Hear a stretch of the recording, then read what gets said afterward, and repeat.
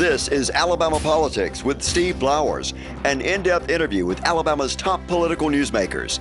Now, from the studios of Troy University, here is Steve Flowers.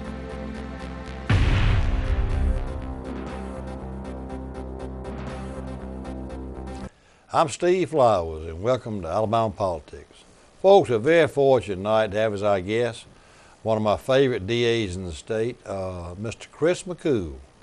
Y'all, Chris represents one of my also favorite parts of the state, Fayette, Lamar, and Pickens County, where he was born and raised, and he's running in the June primary for the Court of Criminal Appeals. Very well qualified, DA background's perfect for that, and it's going to be kind of an open seat.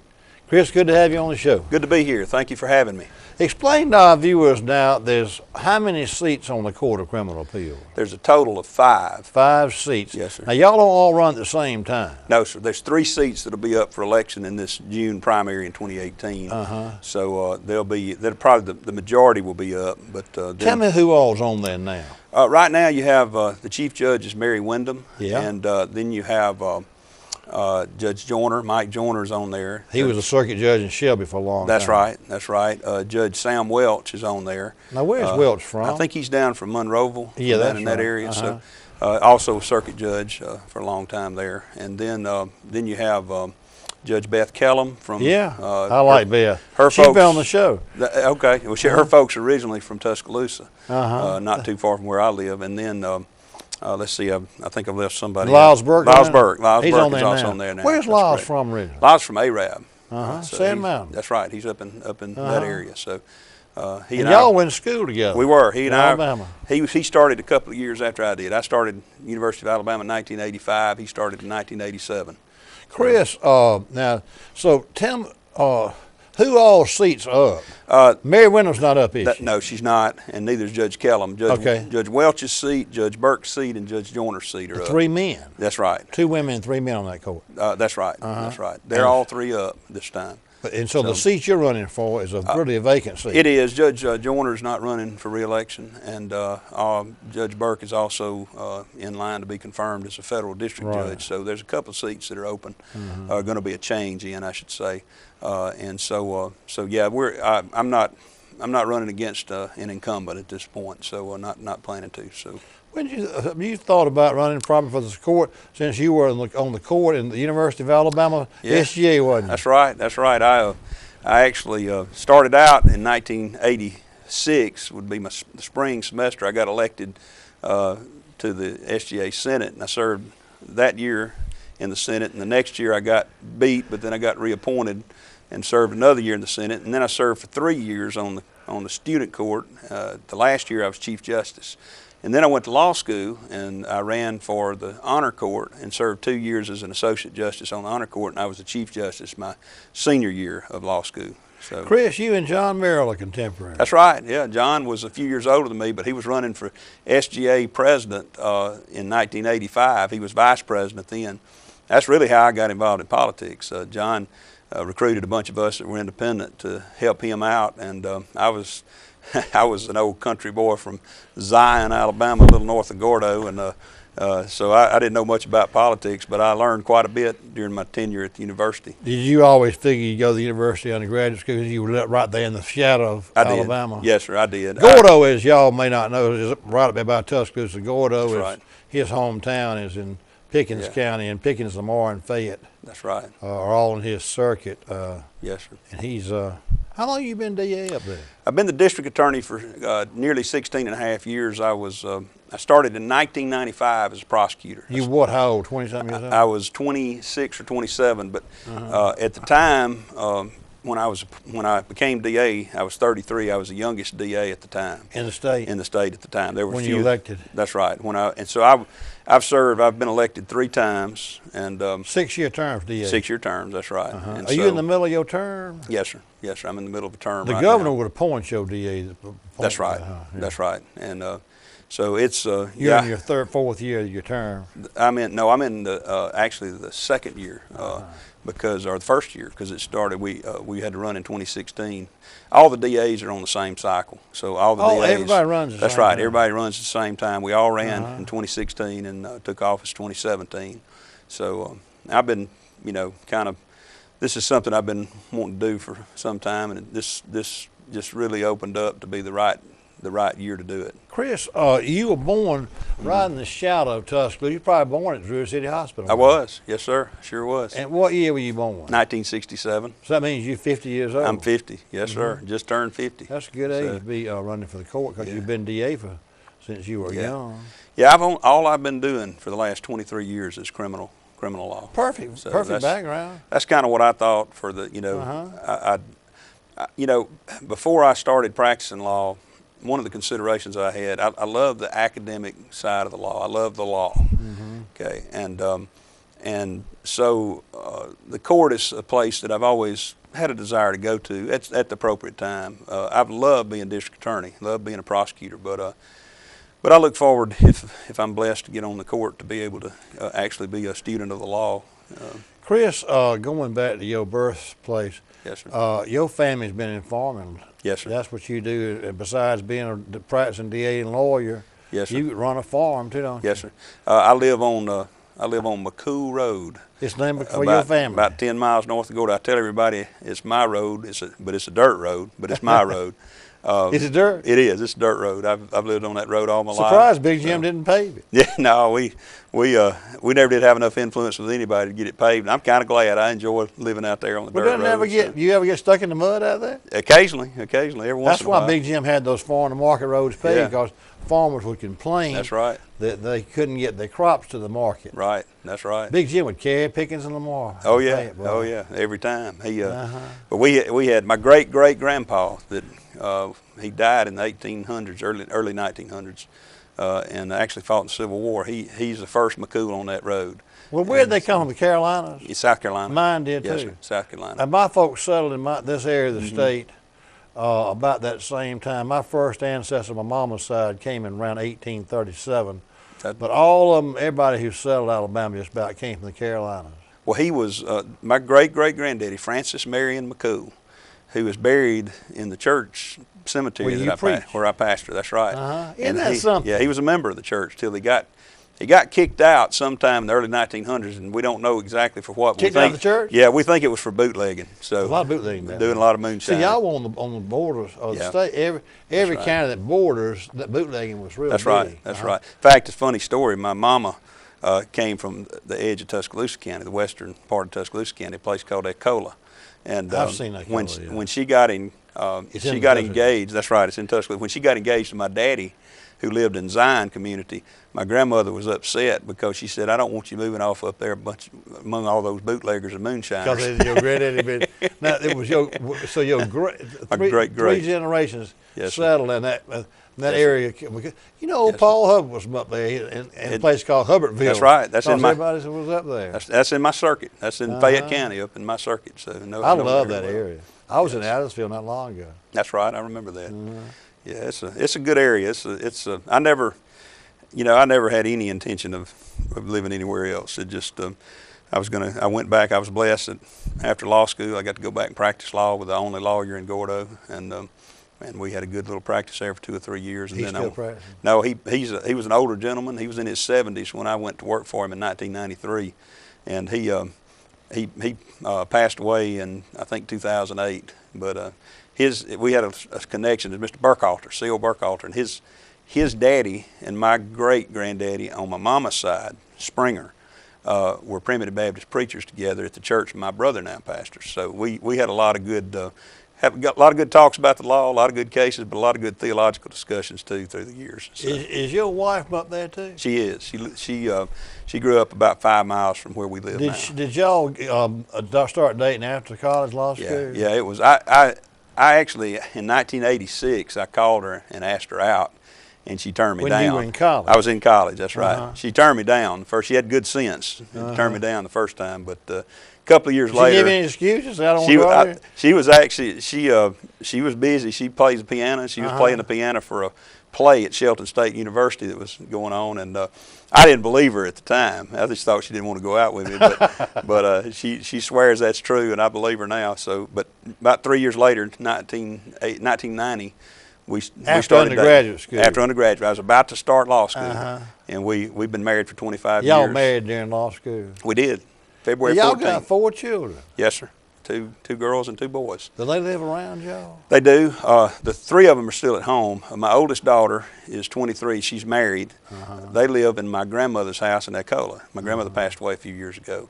Then I have a son that's 20 that's in accounting at the university, junior. I have a daughter that's 18, who is actually, I'm sorry, 19, and she's a freshman at the university. And then I have a 16-year-old son. So He's in school down here. he's a 10th grader. That's Hey, right. let me ask this, Chris. Yes, sir. What did you major in undergraduate school? Well, my major, I had a double major, and I've only run into one other person that had this kind of a double major, and I don't remember where, but I majored in history primarily, but I had a second major in classics with a concentration in Greek. So I had 7 semesters of Greek, and then I took the 5-year route to get out of undergraduate. So Well, you guys changing majors sometimes. yeah, that's right. But I had 2 majors, and was able to. I enjoyed my time as an undergraduate.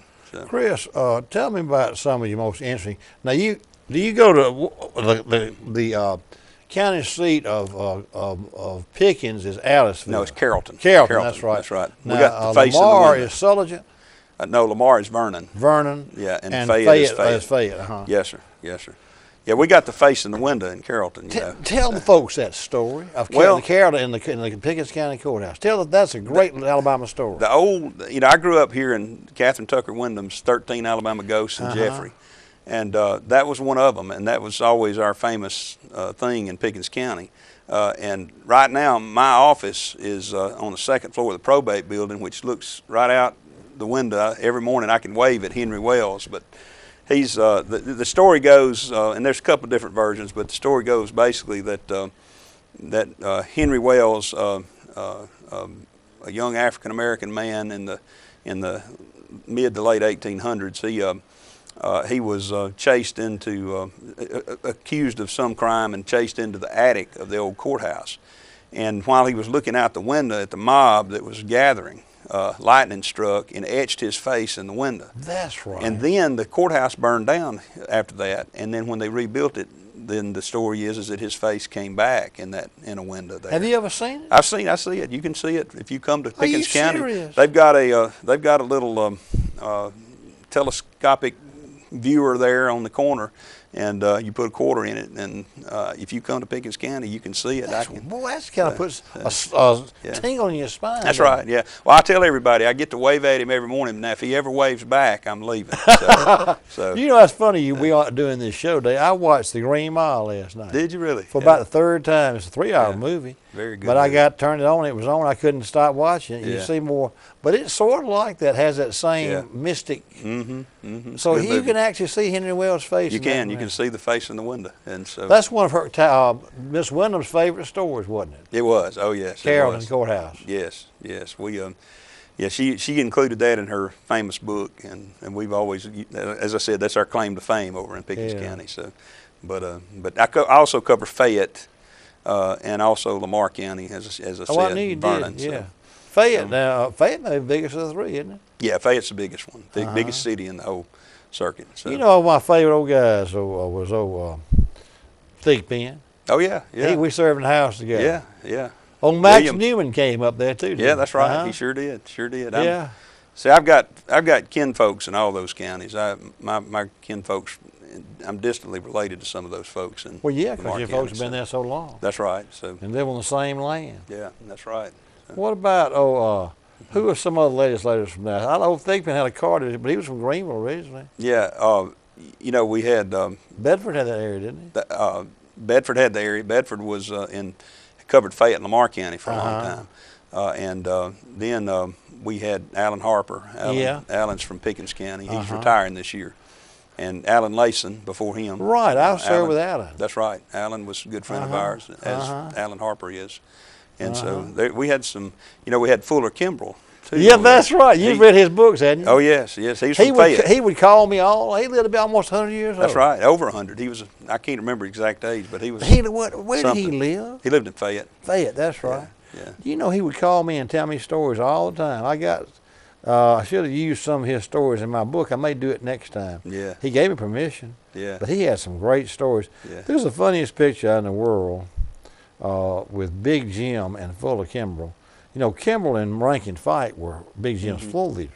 Okay. And they got they helped move half the state up there to Franklin County and all up there. Yeah. Rankin Fight and Fuller Kimbrell would ride to the Capitol together. Yeah. And Fuller told me one time that he looked over at Rankin and said, "Rankin, I believe we can be Big Jim's friends, and it's better to divide the goods of the state up, 2 ways rather than 35." And Big Jim didn't have many friends in the Senate. Yeah. So Fuller Kimbrell became Big Jim's floor leader.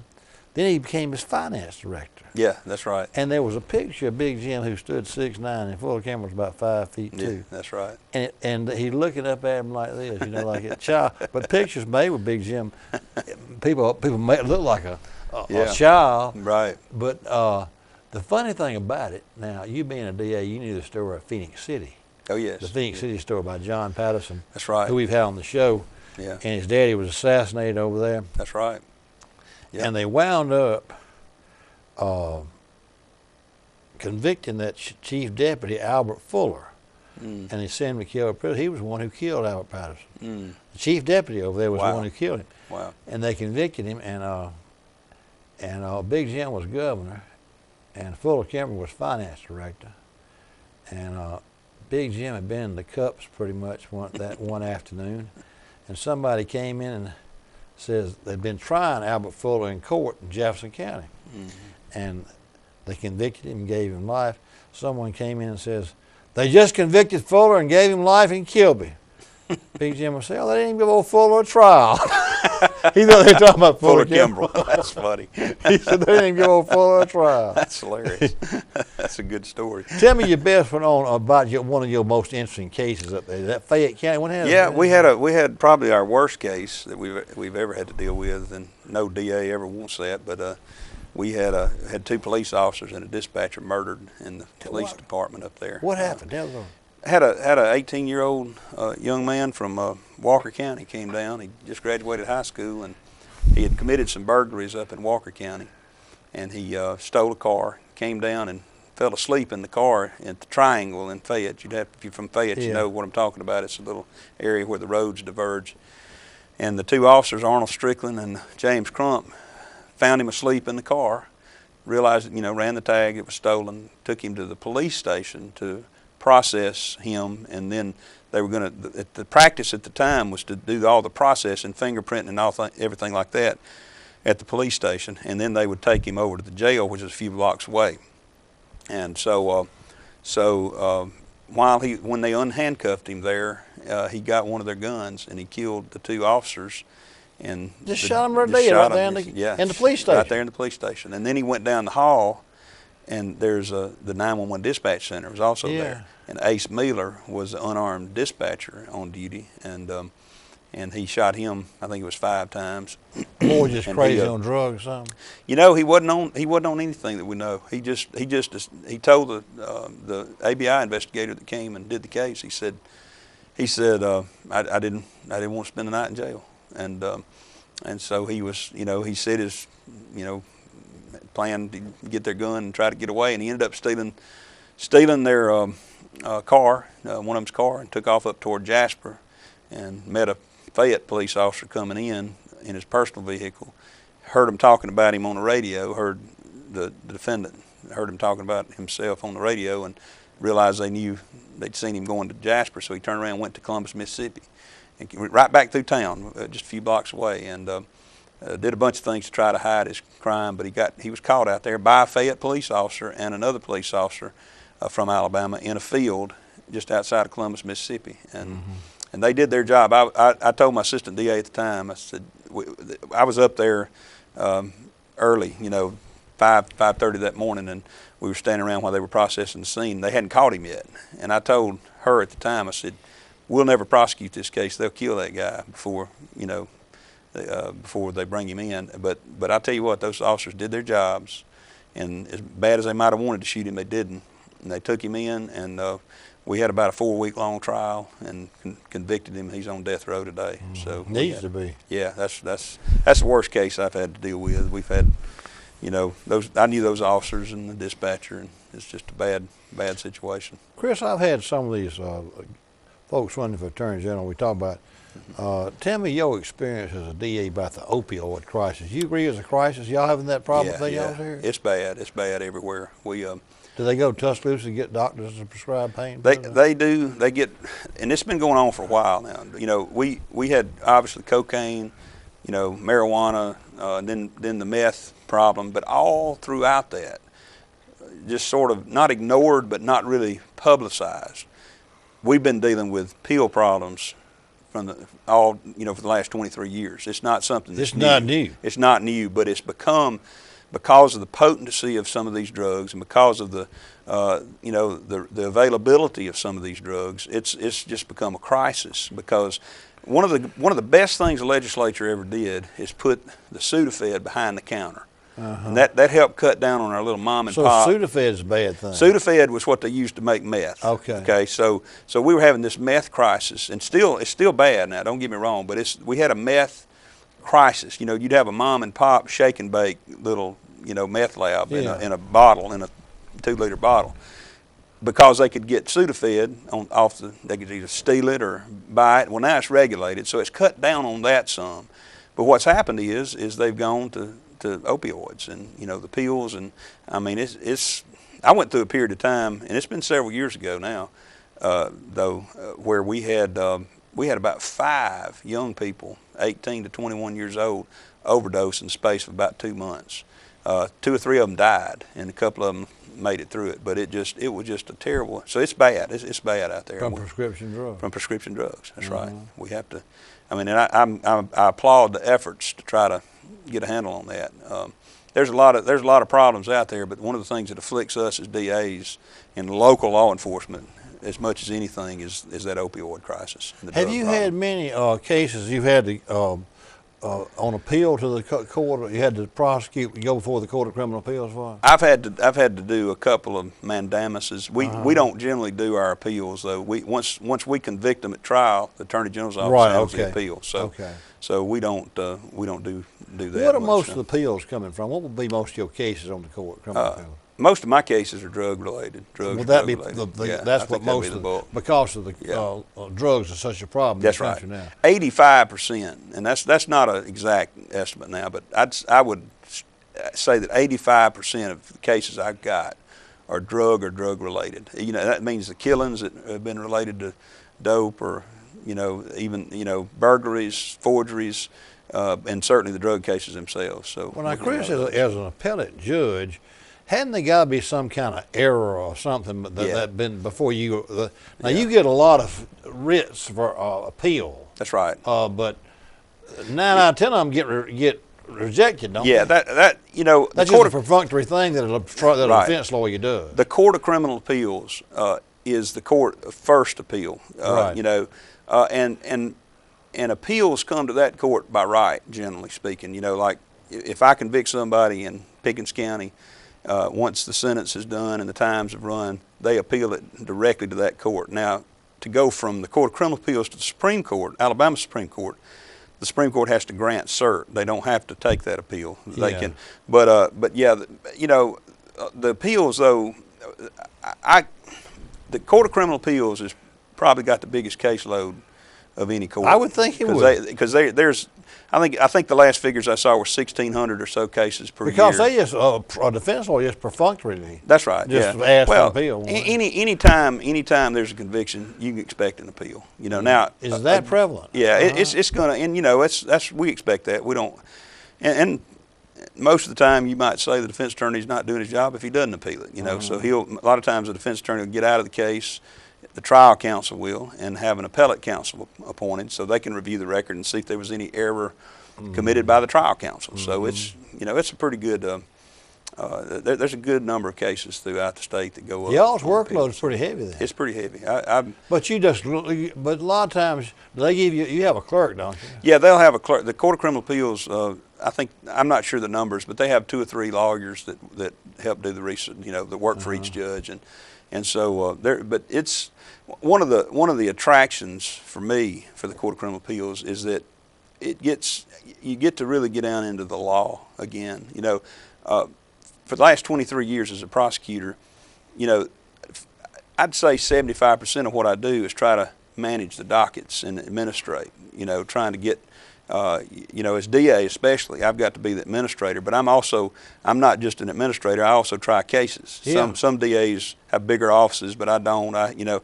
So what I look forward to and what I enjoy in my job, but I'll do more of if I'm on the Court of Criminal Appeals, is getting down into the law, you know, and making sure that it's been applied right, and making sure we know what it is, you know, that the legislature has passed. So I look forward, you know, to that kind of thing if I am elected. So. Chris, your wife glad you're running for this, or she's on board. She's fully on board. Your children like it and everything? They're good with it. My wife is probably the most apolitical person I've ever known. Yeah.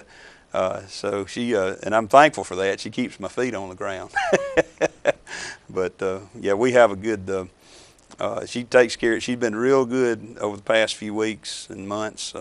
I put about 12,000 miles on my vehicle since July. I tell everybody I've learned two things. It's a big state, and Gordo's not near anything. It sure is. So, well, that's about like being from Mobile, though, running. That's right. That's right. Yeah. That's right. So. Well, we thank you for being with us. Our time's up, Chris. Well, folks, our guest tonight has been one of the fine young DAs in the state, Mr. Chris McCool, who is running for the Court of Criminal Appeals in this June primary, and we appreciate him coming down from Pickens County and being with us here in Montgomery today for our show on Alabama politics, and we thank him again, and we thank you viewers for watching. Hope Chris will come back and join us again. Thank y'all again. Thank you. Thank you, Chris. Yes, sir. Appreciate it. Goes back.